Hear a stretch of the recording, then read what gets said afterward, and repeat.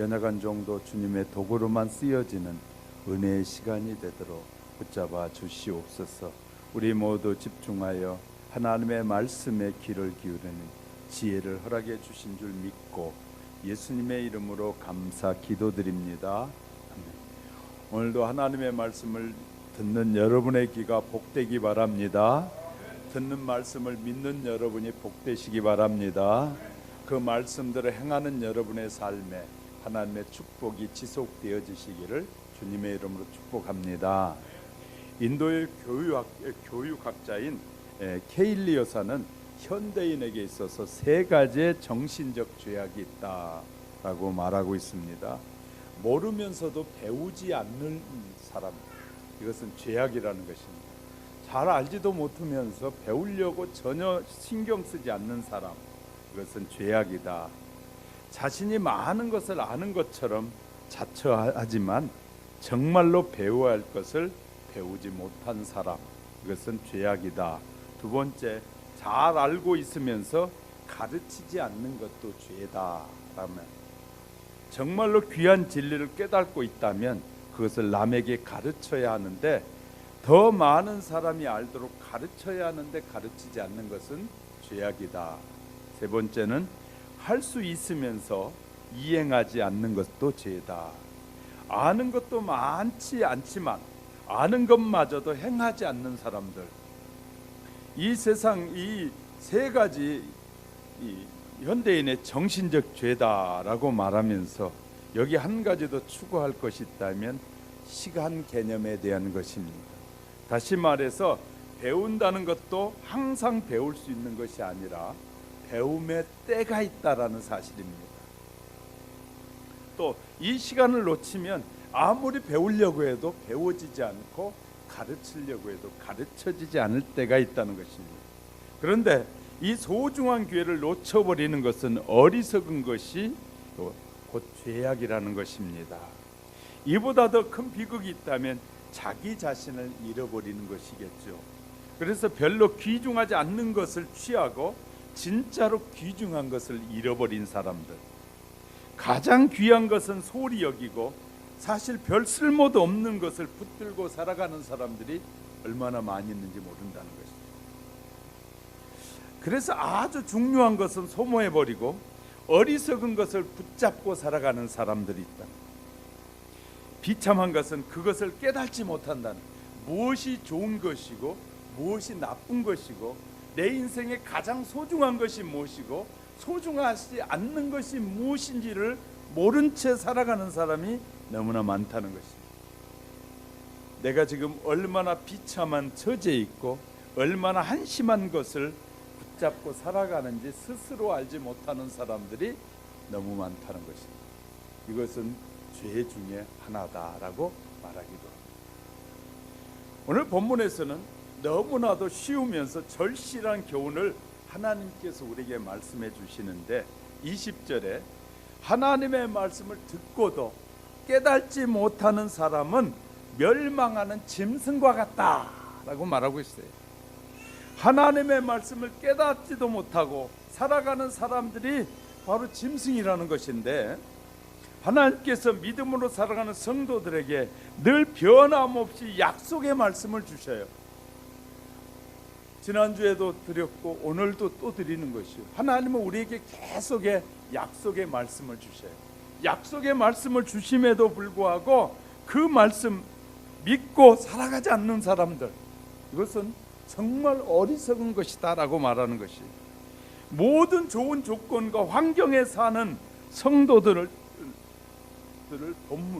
성도들을 통해서 본문이 말씀하는 것이, 이제 환경도 좋아졌고 여건도 다 좋아졌는데 하나님을 더 잘 섬길 것 같고 잘 믿고 살아갈 것 같은데, 환경이 좋아졌는데 하나님을 더 믿고 살아가려는 마음은, 의지는 없어져가고 심각한 것이죠. 이건 어리석은 것이라는 거예요.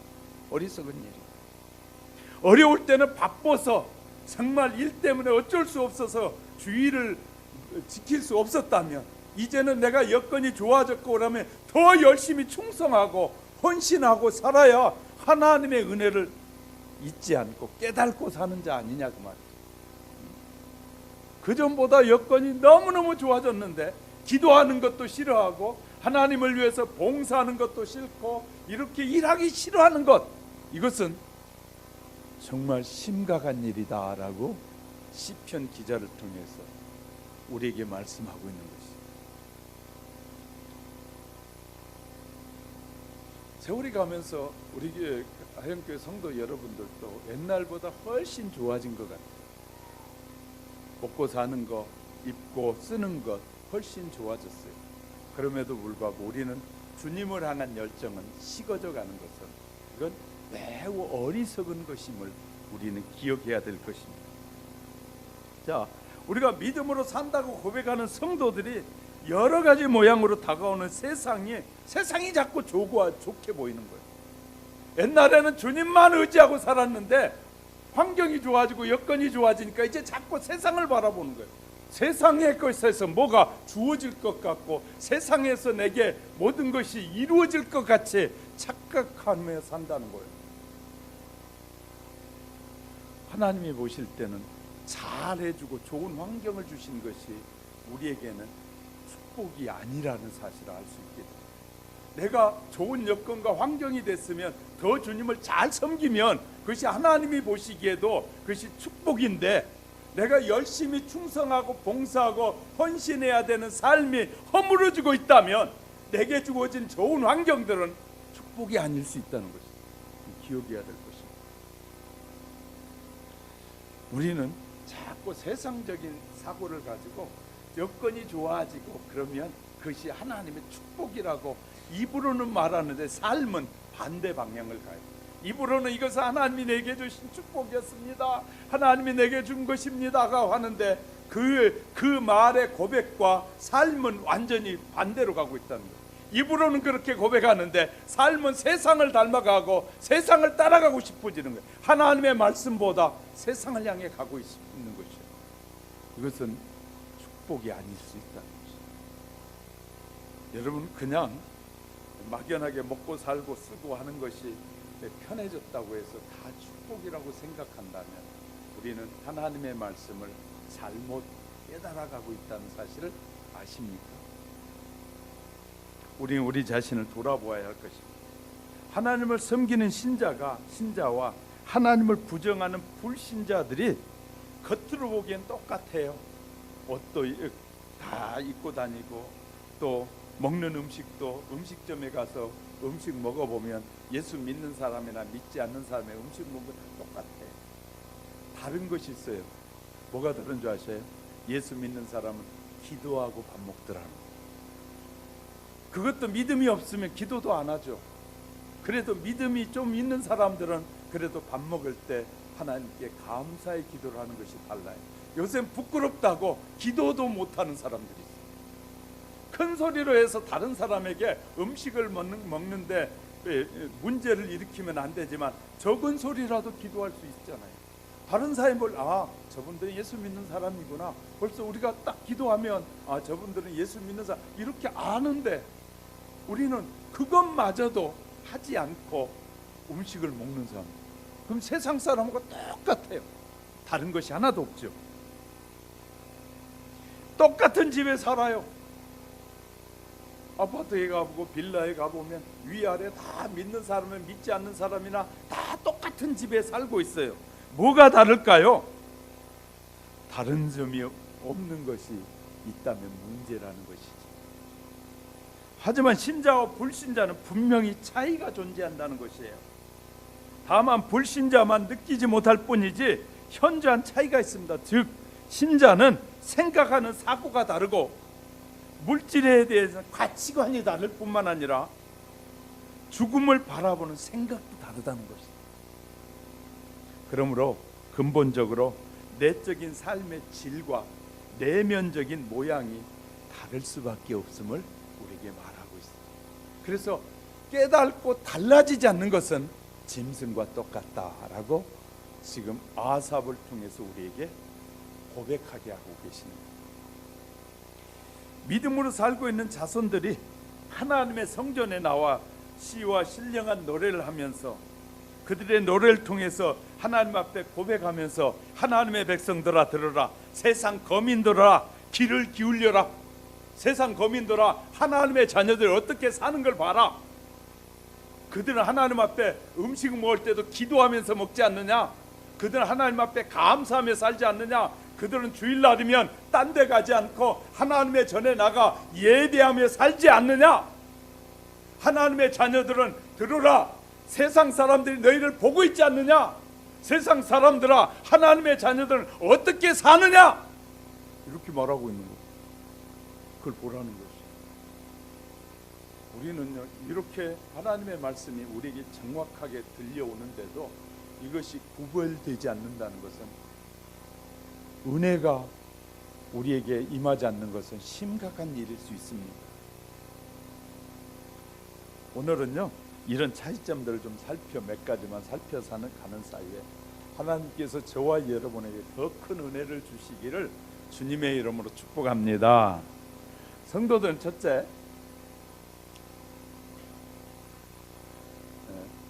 성도는 물질에 대한 애착심을 이기며 사는 것이 성도다. 세상 사람들은 재물에 대한 애착심을 가지고 살아갑니다. 그것은 어쩌면 당연한 일일지도 몰라요. 그 이유를 살펴보면 재물이 많고 적음이 기준이에요. 세상의 사람들은 돈이 많으면 저 사람은 대단한 사람이고, 돈이 없으면 저 사람은 하찮은 사람이라고, 많이 배우면 저 사람은 대단한 사람이고, 적게 배우면 대단하지 못한 사람이라고, 이렇게 세상은 정해놓고 사람들을 평가하고 살아요. 그것이 오늘의 우리의 삶이에요. 그걸 그 기초의 바탕 위에 정해놓고 우리는 판단하며 사는 것이 세상이에요. 본문의 16절 17절, 사람이 치부하여 그 집에 영광이 더할 때에 두려워하지 말라. 저가 죽음에 가져가는 것이 없고. 그들이 막 좀 베풀고 해가지고 다른 사람이 막 그들 찬양하고, 저 사람들은 많이 해가지고 막 베풀며 살아요 하고 그들의 영광이 돌릴 때 너희는 뭐 하지 말라고요? 두려워하지 말라, 염려하지 말라는 거예요. 왜? 그들이 죽음에 가져가는 게 있느냐? 하나도 없다는 거예요. 아무리 많은 것을 벌고 누린다고 할지라도 죽음 앞에서는 다 내려놓는 것이다. 이러한 재물의 애착이 아무 소용이 없다는 것입니다. 지금 땀 흘려 노력해서 모아도 결국은 아무것도 가지고 가지 못한다는 거예요. 사람이 태어날 때 재물이나 영화를 손에 쥐고 태어나지 못한 것처럼 죽을 때도 부귀 영화를 가지고 가는 사람은 아무도 없다는 것이에요. 얼마나 놀라운 일. 하나님께서 솔로몬의 전도서를 통해서 이런 말씀을 하시오. 5장 15절에 그가 모태에서 벌거벗고 태어났은즉 그가 낳은 대로 돌아가고 수고하여 얻은 것은 아무것도 자기 손에 가지고 가지 못하리니, 이처럼 인생의 축제를 막 준비해놓고 멋지게 내가 준비됐으니까 이제 내 인생은 멋질 것이야 라고 하는 건 아무 쓸모없는 짓이라. 어제는 우리 앞에 오주중학교에서 큰 축제를 한다고, 남이야 그냥 듣든 말든 자기들끼리 축제한다고요. 우리 지역 국회의원이 후원자들 모아가지고 막 축제를 했거든요. 여기 앉아서 뭘 준비하려고 하는데 마이크 소리 막 시끄러워요. 그래서 그냥 참고 했는데 자기들은 그것이 엄청난 축복이라고 생각하는 거예요. 아무것도 아니에요. 다음에 떨어지잖아요. 내년에 예를 들어 떨어지고 나면 아무것도 아니에요. 돈만 쓰는 것뿐이지. 돈만 날아가는 것이. 돈 많이 쓰고 나서 그거 찾으려니까 그 자리에 올라가면 못된 짓은 다 하잖아요.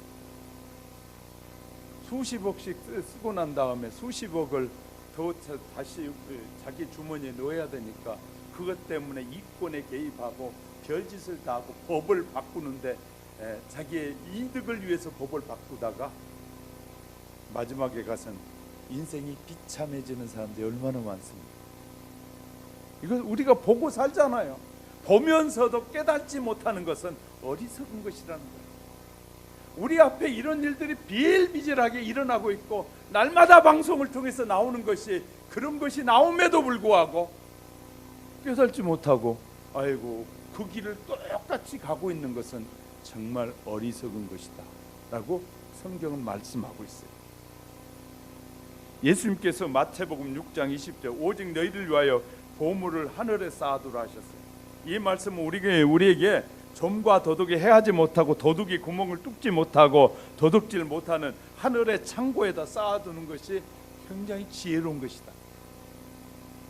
우리는 이 땅에다 쌓아둘러. 요새 금값 많이 올라가는 거 아시죠? 경제가 어렵다고 힘들어진다고 하니까 금을 사들기 시작해서 지금 우리나라에 최근에 와서 최고로 금값이 지금 많이 올라가 있어요. 지금 보통 막 한 돈 막 돈 이상 이렇게 막 사들인대요. 돈 있는 사람들. 왜냐하면 그 금값은 확실히 변동이 적거든요. 지금 그런 상황이에요. 자, 사람들은 그 해가지고 자기 집에다 너네 비밀 장소에다 막 묻어놓다가 어떤 사람들은요 비밀 장소에 묻어놨는데 가족이 여행 가다가 그냥 옴싹 죽어버렸어요. 그러니까 그것이 그냥 그대로 묻혀버린 수백억이 묻혀버린 이 게임을 해가지고 번 돈을 이 세무 추적이 올까 봐서 땅속에 깨밭에 파가지고 묻어놨다가 그걸 수십억을 땅속에 묻어놨다가 찾아내기도 하고 그랬잖아.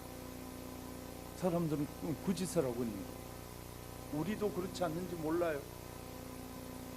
자, 그런데 성경은 하늘의 창고는 하나님의 창고는 도둑도 없고 좀도 없고 완전한 그곳이 있다고 우리에게 알려주고 있는 것이에요. 알려주고. 하나님께서 사람들에게 식량을 주시면서 이것을 먹으면 좋다, 이런 것은 먹으면 나쁘다, 이거 기본 상식이에요. 우리에게 가르쳐주고 우리에게 기본 상식으로 가르쳐 주셨거든요. 사람은 고사하고 동물도 이것을 너무나 잘합니다. 소한테 여물을 갖다 먹여보면 소가 모든 여물은 다 먹는 것 같죠. 이렇게 먹다가 자기 몸에 해로운 것은 한 입으로 먹었다가 다 뱉어냅니다. 그리고 자기 몸에 유익한 것만 먹을 줄 아는 게 소요. 그러니까 동물만 또 못하는 사람이 될 수밖에 없는 것이죠. 우리가 이 깨닫지 못하고 알지 못하면 동물만 또 못할 수 있다는 거야. 세상에 소도 아무 풀이나 넙석넙석 먹지 아니하고 자기 몸에 도움이 되는 것을 이것저것 먹는데 다 골라 먹는다. 동물도 이럴전데 하물며 사람이 이를 모를 리가 있겠습니까? 이것은 좋고 나쁜 줄 분명히 알면서도 그 짓을 하는 거예요.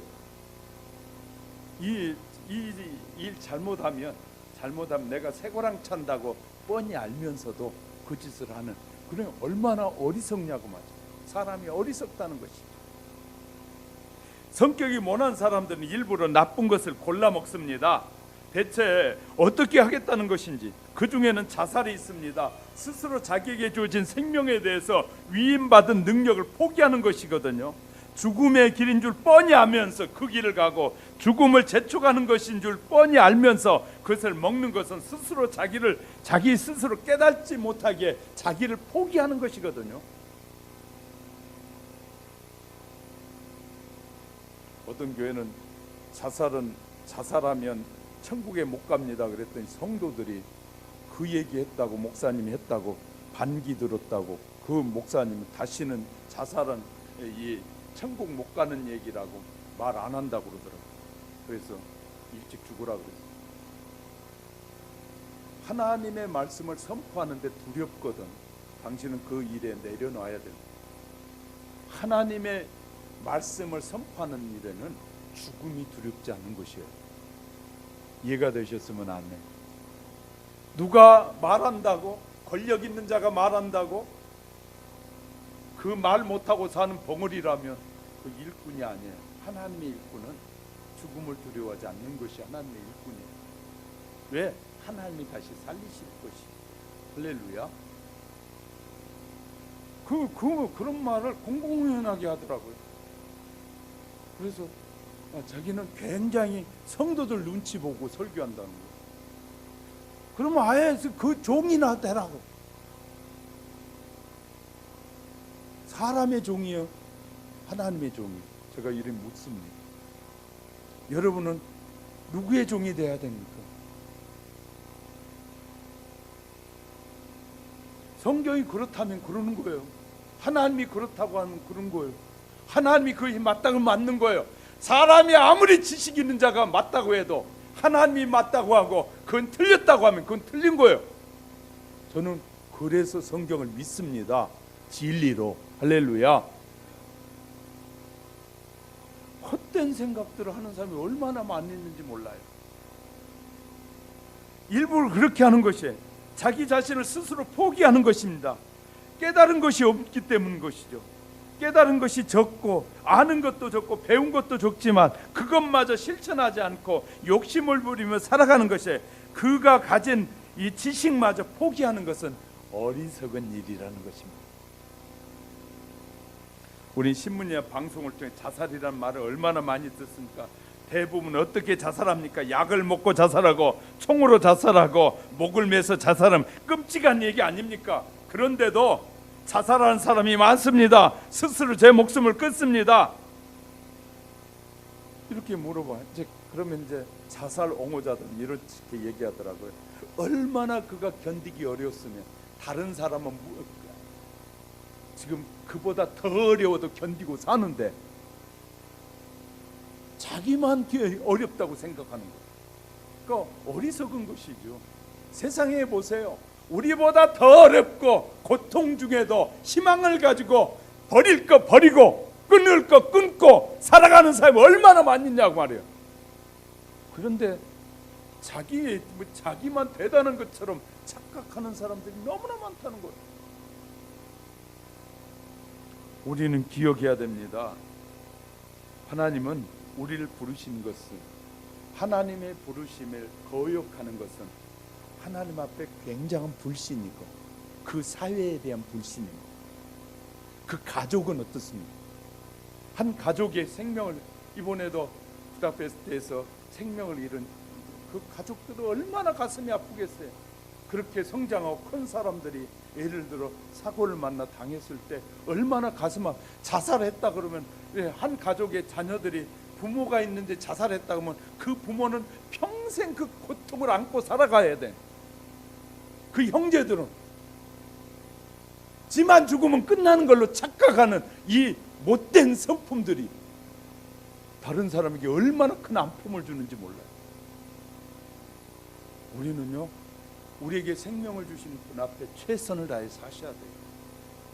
최선을 다해서 사는 것이 그분 앞에도, 우리의 가족, 형제, 가족들 앞에도 소중한 것이에요.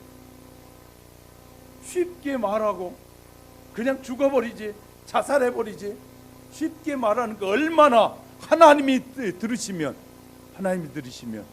얼마나 가슴 아프실 일인지 몰라요. 그 형제 가족이 들으면 얼마나 가슴 아프고 슬픈 일인지 몰라요. 다른 사람의 못을 박아놓고 지 혼자 평안히 죽으면 된다고요?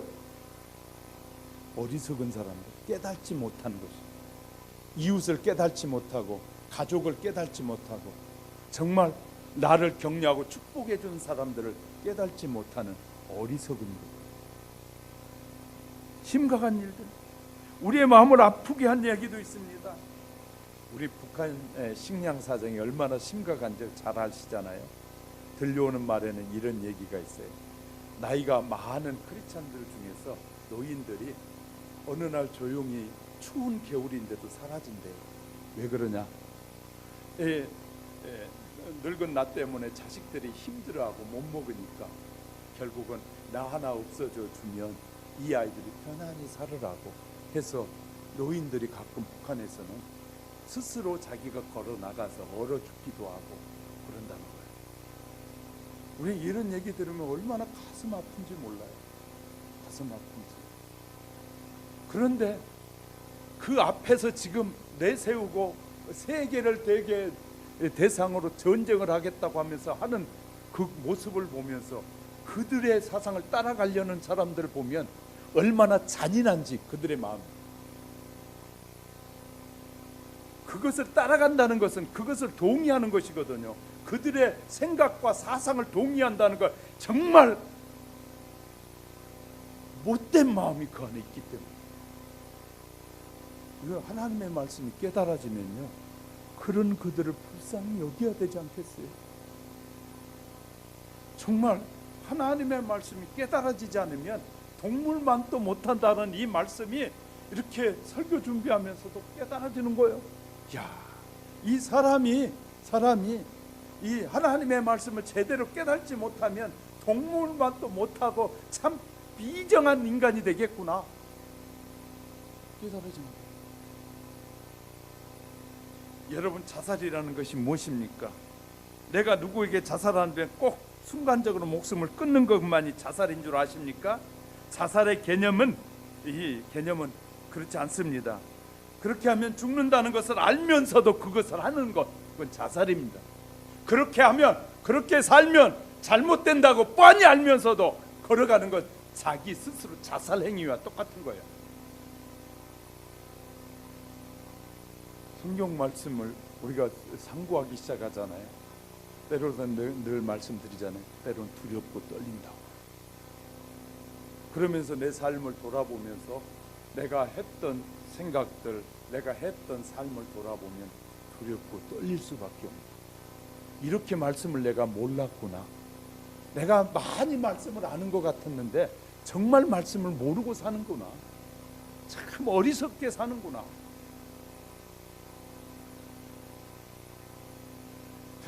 평생을 하나님의 은혜 안에 산다고 생각했는데 돌아보면 그것이 아니고 굉장히 내 주관적인 삶을 살 때가 많은 것 같다라는 것이 느껴져요. 우리 보세요. 요새 길거리에 나가면 젊은 애들이, 여자애들이 담배 꼬나먹고 어른이 지나가도 담배 피우면서 담배가 미래 다음 세대에게 얼마나 해를 끼치는지 너무나 잘 알잖아요. 담배 가게 보세요. 별 그림을 다 그려놓고 담배가 인간에게 얼마나 해로운지, 다음 세대를 죽이는 것이라는 거 그렇게 많이 말해도 그거 끊지 못하잖아요. 그건 스스로 자살행위와 똑같은 거거든요. 그 병신 같은 짓이잖아요. 왜? 그것이 먹으면 나뿐만 아니라 나와 함께 사는 사람들에게까지 해를 주잖아요. 내가 폐암으로 병이 들어보세요. 그걸 간호해야 될 사람들이 얼마나 폐가 되냐 말이에요. 그런데도 결단하지 못하면서 다른 것에 막 잘났다고 떠든다고요? 얼마나 어리석은 일이죠. 병들면 내 마음대로 죽을 수 있나요? 그렇지 않더라고요. 때로는 수년, 남이 일궈놓은 재산마저도 다 긁어먹고 남 못 살 일 다 시켜놓고 가는 사람들이 하나둘이 아니잖아요. 그런 못된 짓을 왜 갈까요? 깨닫지 못하니까. 그것이 얼마나 해악을 가져다주고 우리의 인생을 병들게 하는지를, 우리의 영혼을 병들게 하는지를 모르는 어리석을 깨닫지 못하기 때문에. 마약, 돈 있는 사람들이 더 마약을 하잖아. 마약의 몇 시간의 그 행복, 기쁨 때문에 그 마약을 통해서 얼마나 인간이 병들고 죽어가고 있는지를 모른 채 빠져들어가는 수많은 사람들. 우리는 그냥 아무렇게나 넘길 것이 아니라 하나님의 말씀 앞에 서봐야 돼. 돌아봐야 돼. 누구에나 욕심이라는 것이 존재합니다. 그런데 하나님의 말씀을 듣고 믿으면서 가치가 다른 욕심을 발견하는, 새로운 가치의 욕심을 발견하는 지혜가 저와 여러분에게 있어지기를 주님의 이름으로 축복합니다. 두 번째는요, 성도는 죽음이 끝이 아니기 때문에 두렵지 않습니다. 두려워하지 않습니다. 세상의 사람들은 생각하기를 죽음이란 인생의 끝이라고 말해, 누구나 피할 수 없는 고통의 극치라고 생각합니다. 그들은 인생이 이런 고통의 극치를 향해 달려가고 있다고 생각하면서 이 생각으로 인해서 자기 스스로 대부분이 극심한 불안과 공포에 시달리고 있다고 생각합니다. 자, 저를 보세요. 여러분과 영적 전쟁이, 사탄이 저를 더 많이 공격할까요? 여러분을 더 많이 공격할까요? 모르는 사람들은 목사님, 내가 당하는 고통 목사님 모를 겁니다. 수많은 성도들을 깨우치고 바르게 세우려고 하는 지도자를 무너뜨리면 수많은 사람이 한순간에 무너져 버려요. 그럼 누구를 공격할까요? 여러분보다 훨씬 더 교회 지도자는 많은 고통에 시달릴 때가 많아요. 왜냐하면요, 무너뜨리려고 수단과 방법을 가리지 않고 무너뜨리려고 도전해 오고 있어요. 그것을 다 여러분에게 말하지 않은 것뿐이죠. 그래 고독에서 울 때가, 아무도 돌아보면 이 목회자의 마음을 알아줄 사람이 단 하나도 없음을 알고 주님밖에 없기에 주님만 의지할 수밖에 없다고 고백하며 몸부림칠 때가 한두 번이 아니에요. 여러분 잠 안 오면 뭐 하십니까? 딴짓 할 수 있어요. 목회자는 잠 안 오면 뭐 할까요? 하나님 앞에 기도합니다. 저녁에 자다가 깜빡 깼는데 2시더라고요. 그런데 이상한 영상들이 스쳐갔어요. 그래서 그때부터 기도하기 시작해요. 하나님, 왜 이런 영상을 보여주시나요? 새벽 2시에 일어났어요. 그래가지고 기도하다가 하나님, 이런 일들이 내 삶에 안 일어나기 원합니다. 한데 기도하다가 또 잠이 들어. 새벽 기도 시간까지 잠시 잤죠. 수많은 영적 전쟁이 목회자 안에도 있어요. 여러분과 다른 전쟁을 하는 거예요. 그럼에도 불구하고 소망을 놓지 않는 것은 하나님이 우리와 함께 하십니다. 할렐루야. 하나님이 우리를 도와주고 계시기 때문에, 그렇기 때문에 그 전쟁을 하고 있는 것이에요. 그러니까 가끔 만나면 들어보면 별것도 아닌 것 가지고 막 죽겠다, 못 살겠다, 막 환장하겠다 그래요. 그보다 더한 전쟁을 할 때가 많거든요. 자, 이 세상은 이렇게 죽음이라는 것에 한계가 있다고 생각하지만 성도들은 이거 별거 아니에요. 왜? 세상이 우리를 죽인다 할지라도 하나님이 살리심을 믿기 때문인 거예요. 할렐루야. 하나님이 우리를 살리시겠다고 약속했었기 때문에. 네가 자동차 사고 나서 다 밀어버렸더라도 하나님이 일어나라 하면 건강하게 일어날 수 있음을 믿기 때문에 어떻게 죽느냐도 겁나지 않는 것이에요. 성도는 죽음에 대한 두려움이 없어요. 그래야 할 말을 할 수 있어요. 하나님보다 존귀한 사람이 세상에 어디 있습니까? 하나님보다 더 위대하신 분이 어디 있습니까? 그런 종이 누구를 말 못하겠습니까? 바보들이나 제정신이 아닌 사람들은 말 못할 겁니다. 하나님의 자녀가 하나님의 일꾼이라는, 내가 하나님의 부름을 받았다는 분명한 사실이 있다면 우리는 죽음을 두려워할 이유가 없습니다. 하나님이 다시 살리심으로 약속하셨고 수많은 사람을 살리셨어요. 일으키셨어요. 예수님은 이를 가르쳐 이제 우리에게 또 설명해 주는데, 죽음에 대한 이해가 통하지 않을 때 우리에게 이렇게 말씀하셨어요. 너희는 너희의 부활을 뭐 하라는 거예요? 정말 귀한 것을 발견한 사람은 자기가 소중하다는 걸 다 팔아서 산다는 거예요. 그래서 예수님은 밭에서 부활을 발견한 사람이 집에 돌아가서, 유대인들과 우리하고는 좀 다른 점이 있어요. 남의 밭에 일하다가 보화를 발견하면 그 밭의 주인 것이에요. 일한 사람 것이 아니에요. 그러니까 유대인들은 예를 들어 남의 밭에 일하다가 보화가 발견됐어요. 아무도 못 봤어요. 그러니까 다시 묻어놓는 거예요. 그리고 자기 재산을 팔아가지고 그 땅을 사는 거예요. 가서 산 다음에는 자기 거예요. 그 얘기하고 있는 거예요.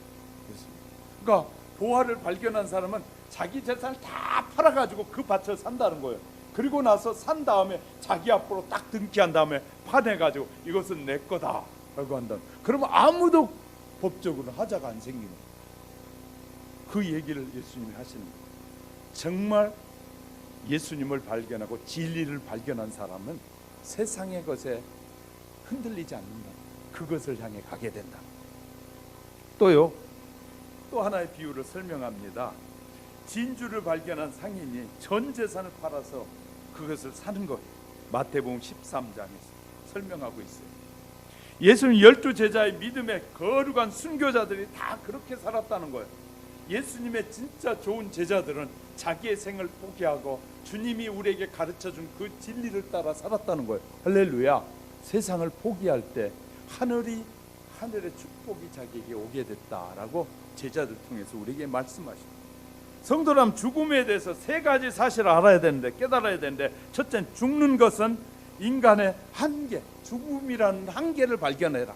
성도는. 두 번째, 다른 사람이 죽음을 보면서 내 죽음도 생각해라. 장례식장에 가서 아이고 그냥 오래 사셨는데도 그냥 그렇게 안타깝습니다 라고만 돌아오면 바보 같은 것이다. 아, 나도 언젠가 저렇게 죽겠구나, 저렇게 관에 묻히겠구나를 보라는 것이다.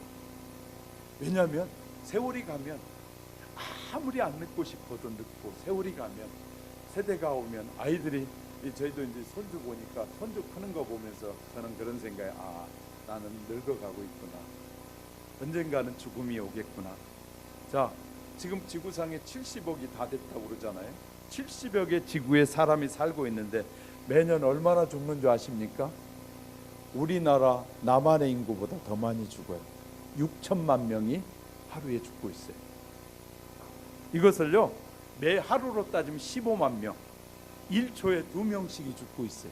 세상에 그렇게 많은 사람이 죽고 있는데, 이 수명이 다해서 죽기도 하고 자살하기도 하고, 하여튼 이 모든 사람이 죽고 있는데, 이런 걸 보면서도 자기의 죽음을 생각하지 않는 사람, 정말 어리석은 사람입니다.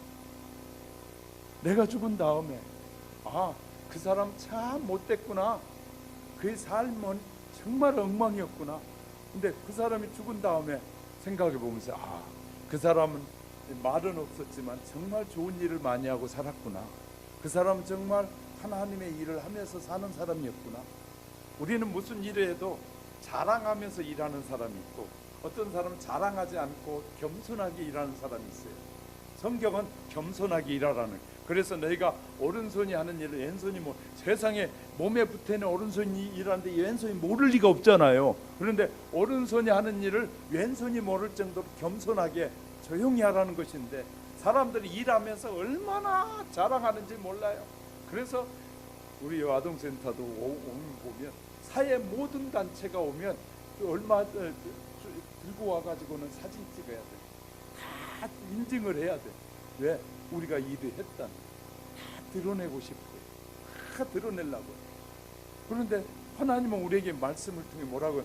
드러내지 말아도, 너희가 드러내지 않아도 내가 기억했다가 내가 너희를 축복해 주리라. 할렐루야.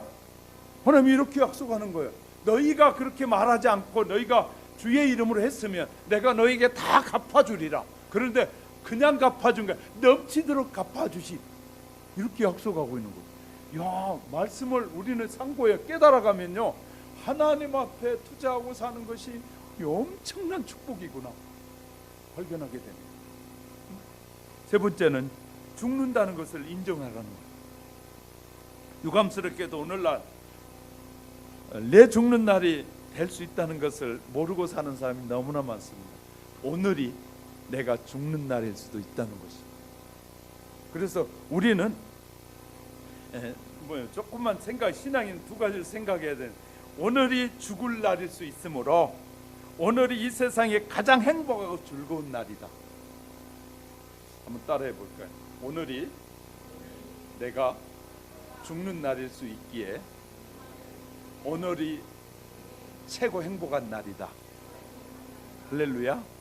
그렇게 살아보셔요. 그렇게 살면, 그렇게 살려고 마음 먹어보면 얼마나 인생이 달라지는지.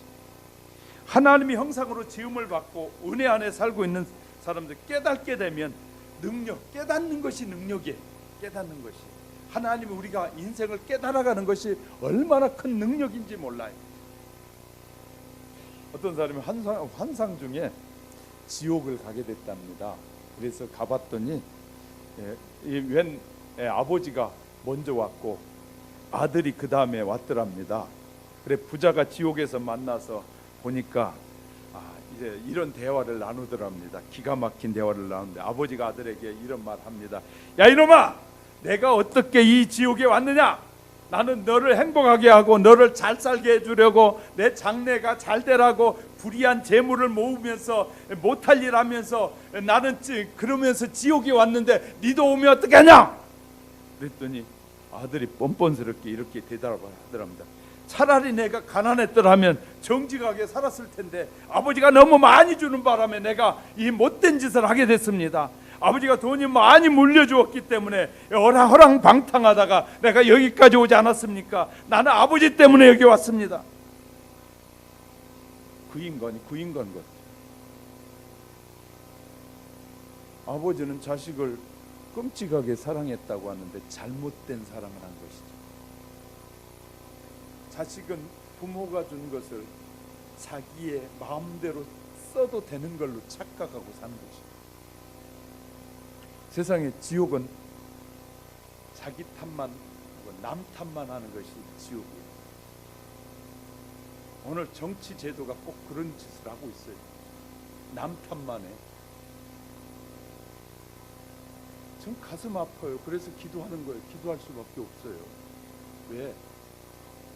그들이 앞 대통령이 일할 때 자기들이 다 그 자리에 다 좋은 자리에 앉아서 다 있었어요.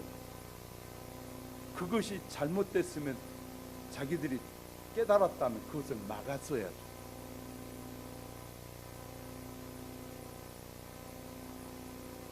그래서 사람들은 생각이 없이 살 때가 얼마나 많은지 몰라요. 생각이 없이 살아요. 그러니까 생각이 없이 산 사람은 우리는 또 생각 없이 따라가요. 그것이 좋은 줄 알아요. 하나님의 자녀들은 좀 정신 차려야 돼요.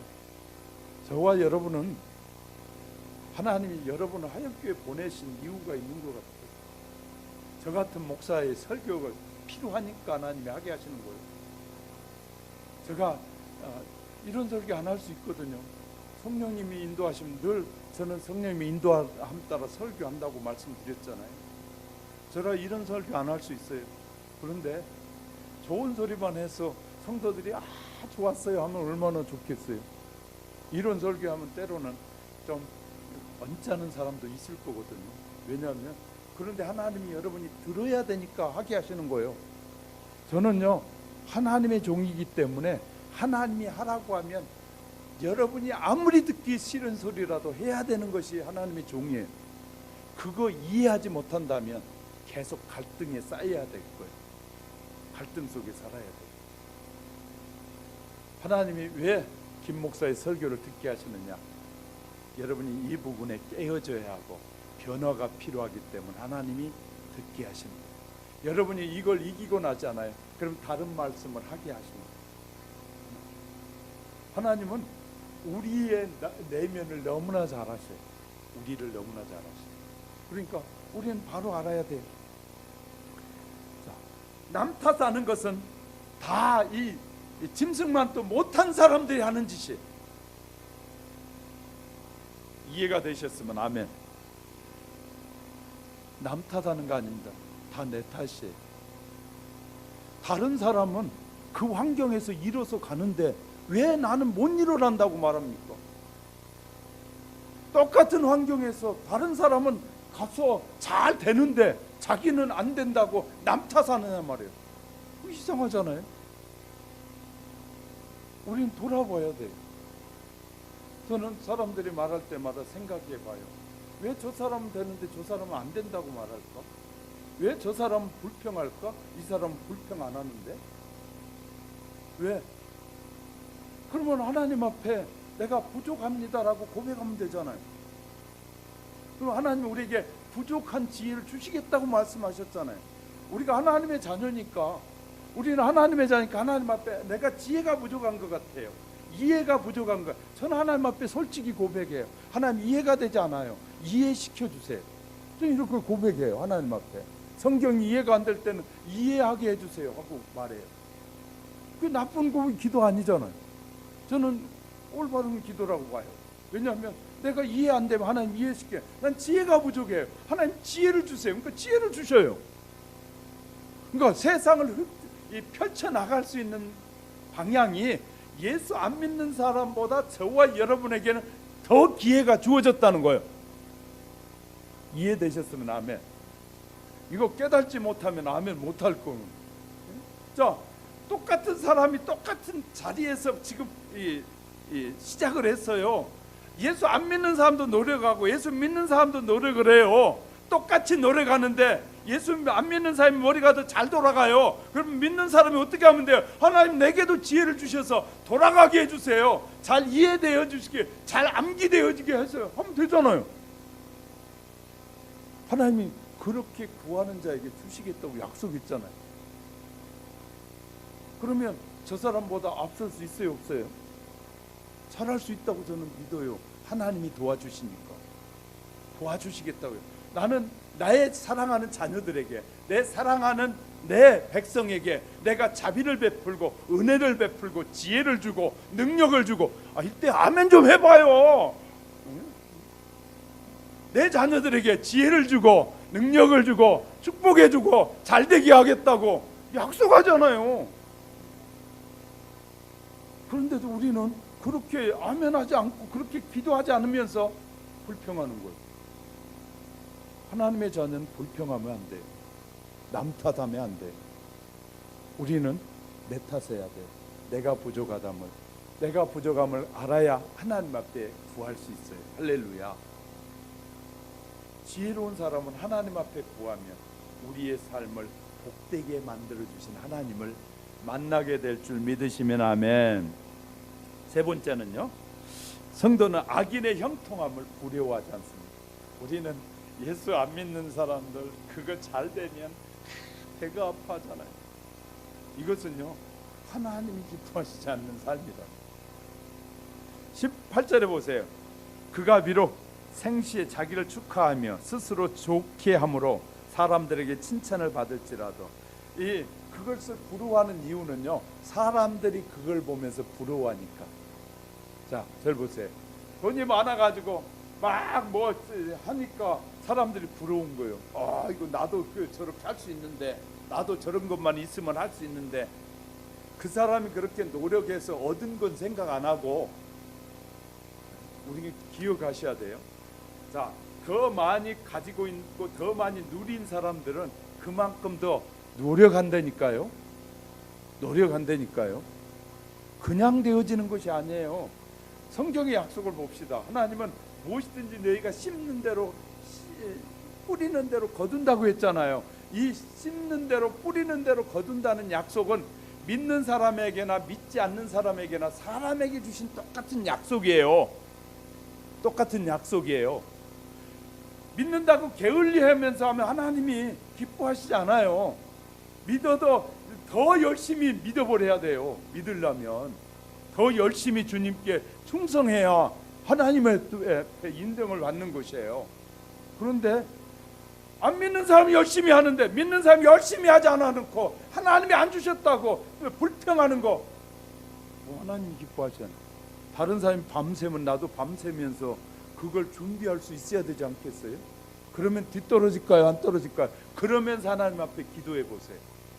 될까요? 안 될까요? 여러분에게 지금 하나님께서 지혜를 주시는데 그대로 믿으면 아멘. 17절에 영광이 그를 따라 내려가지 못하리로다. 자, 여기에서 17절 말해. 그들이 누리는 그 영광이 그를 따라 내려가지 않을 것이다. 그들이 받았던 영광이 죽음 후에도 계속될 것이 아니다. 죽음으로 모든 게 끝나버린다. 그러므로 믿는 자는 믿지 않는 자들의 형통함, 잘 된 것 같이 보이는 것 절대로 뭐하지 말라, 부러워하지 말라. 조그만 식당에 가보니까 점심 먹으러 갔는데요, 그 식당에 누군가가 성공의 비결이나 글을 써놨어요. 그런데 자세히 살펴보니까 세 가지로 되어 있는데 이런 거예요. 성공의 비결이란, 그 내용이 아주 그럴듯합니다. 첫째, 주도적으로 일해라. 당신이 하는 일에 책임을 지라는 말이에요. 주도적으로 일해라. 자기가 책임지지 않는, 남의 일을 한다고 해서, 남의 집 일한다고 해서 책임지지 않는 일을 하는 사람은 정직하지 못한 사람이에요. 남의 일을 하더라도 내 일처럼 정직하게 해야 돼요. 믿으시면 아멘. 이건 세상 사람들은 속이고 엉성하게 하더라도 하나님의 사람은 그러면 안 된다 그 말이에요. 그런데 거기 그렇게 쓰여 있어요. 첫 번째, 주도적으로 일해라. 두 번째, 끝을 생각하고 시작해라. 반드시 시작했으면 끝이 있다는 거 알아라는 거예요. 시작했으면 끝이 있다. 셋째, 건강을 생각해라. 무리하는 사람들이요, 자기 일도 마찬가지고 남의 일에 무리에다 아프면 훨씬 더 손해가 커요. 손해가 커요. 그러니까 이 이상 하면 내 몸에 문제가 생기겠구나 하면 더 이상 하지 않는 것이 지혜로운 것이에요. 왜냐하면 요거 몇십 원, 몇십만 원 더 벌려다가 병들면 몇백만 원, 몇천만 원 날아가요. 그러니까 지혜롭지 못한 사람은 그 일에 빠져들어가는 것이죠. 빠져들어가요. 저도 기도하다가 너무 힘들면 엎드려서 자요. 코도 골고 자요. 왜? 그래야 다음날 일을 할 수 있으니까.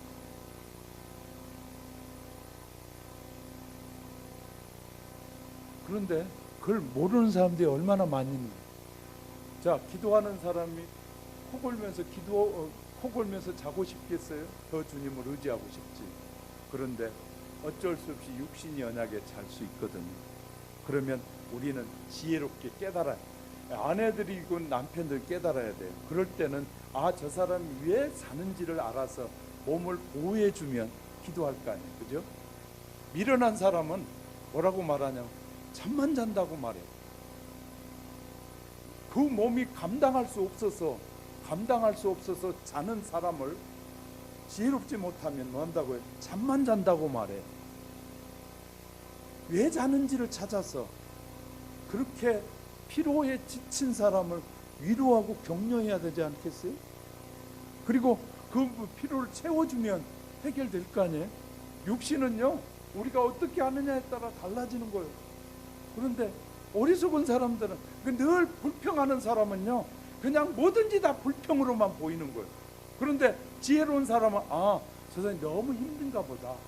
너무 힘들어서 저렇게 힘들어 할 일을 못하는구나 라고 생각할 땐 빨리 뭐 해줘야 돼요? 그 일을 도와줘야 돼. 이해가 되셨습니까? 하나님은요, 우리의 인생의 삶의 도리의 많은 부분을 우리에게 말씀해 주시는 거예요. 그러니까 우리의 삶의 전체를 다 말씀하시고, 이 세상에 돌아가는 이치 속에서도 하나님의 섭리가 너무 많이 역사하고 계셔요. 그래서 아무리 사명자도 몸이 건강하지 않으면 사명 감당 못해요. 그렇잖아요. 그러니까 감당할 수 있도록 해야 되는데 너무나 그걸 보지 못하는 사람들이 많은 것이죠. 끝날을 생각해라는 거예요. 끝날을. 그리고 건강을 생각해라는 거예요.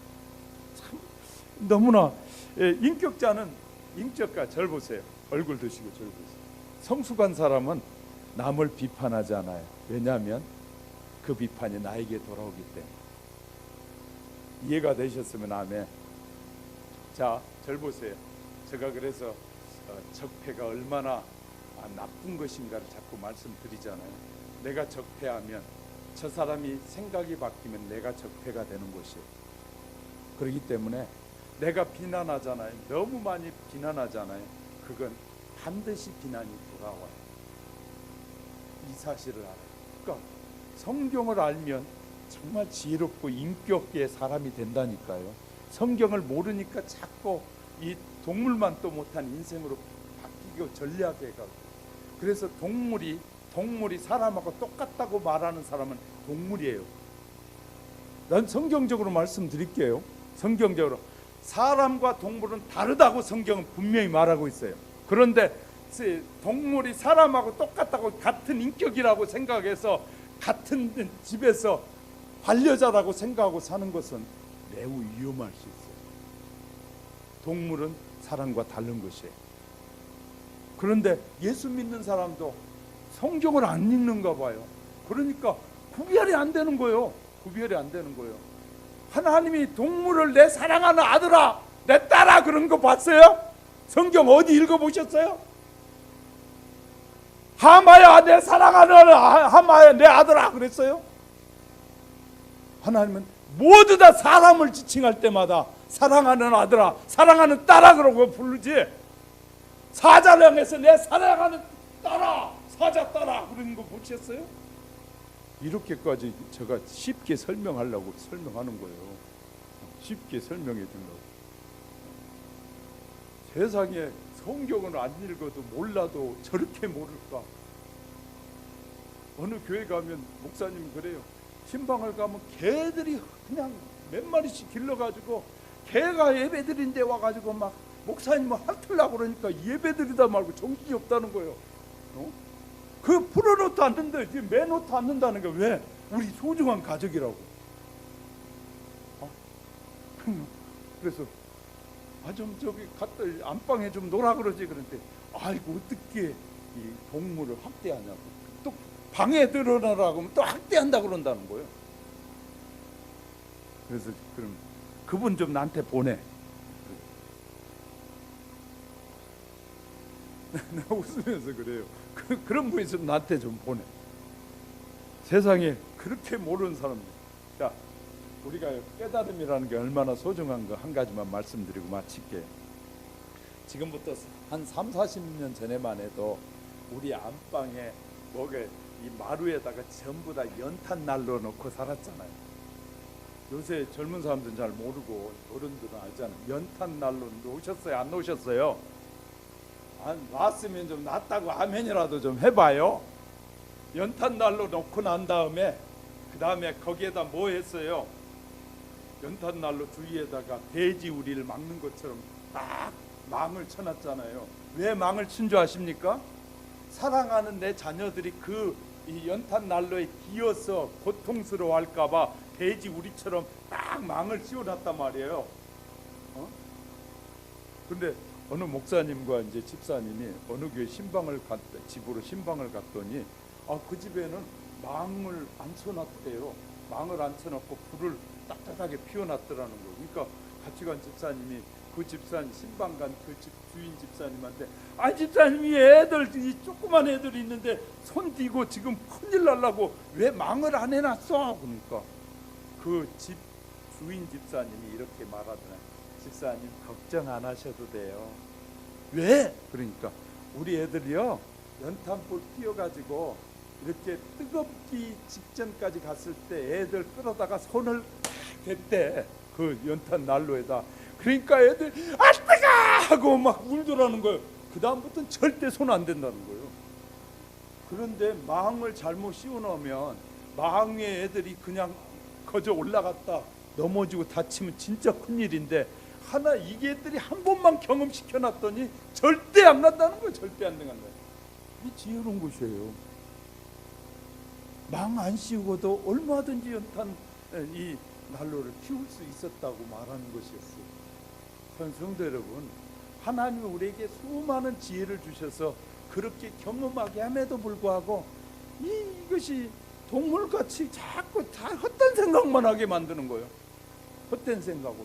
그러니까 사람들이 이 성경은 그렇게 깨달음이 없는 사람은 동물과 같다, 멸망한 동물과 같다라고까지 이 아삽의 자녀들을 통해서 노래하고 있는 것을 우리는 보게 됩니다.